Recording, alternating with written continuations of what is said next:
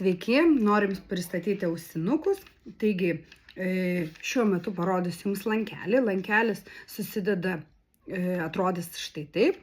Jis susideda iš kelių dalių. Tai pats lankelis, kuris didinasi ir mažinasi. Ir tada bone konduktorius, kuris tvirtinasi štai taip. Kodėl buvo sugalvota priimtas sprendimas jį taip pritvirtinti, tai dėl kelių priežasčių.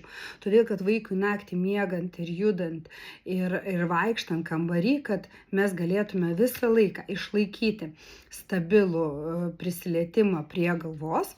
Tai mums suteikia šios amortizacinės gumelės. Tos amortizacinės gumelės taip pat suteikia mums tai, kad bone konduktorius bus maksimaliai prisispaudęs prie mūsų galvos ir tai yra labai svarbu.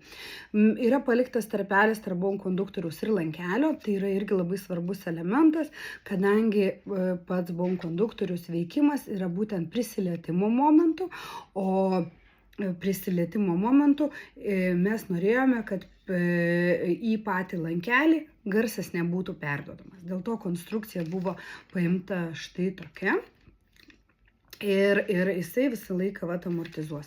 Pats plastikas yra tikrai lankstus, todėl net ir vaikui miegant naktį ar pasislinkus, bone konduktorius tikrai prisilies prie jūsų vaiko galvytės.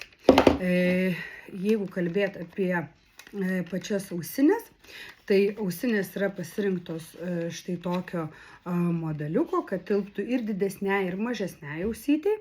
Ir vienoje iš ausinių yra integruotas bone konduktorius, bone Bluetooth siųstuvas, kuris koreguos mūsų bone konduktorių, o kitoje yra Bluetooth siųstuvas, kuris reguliuos mūsų ausines.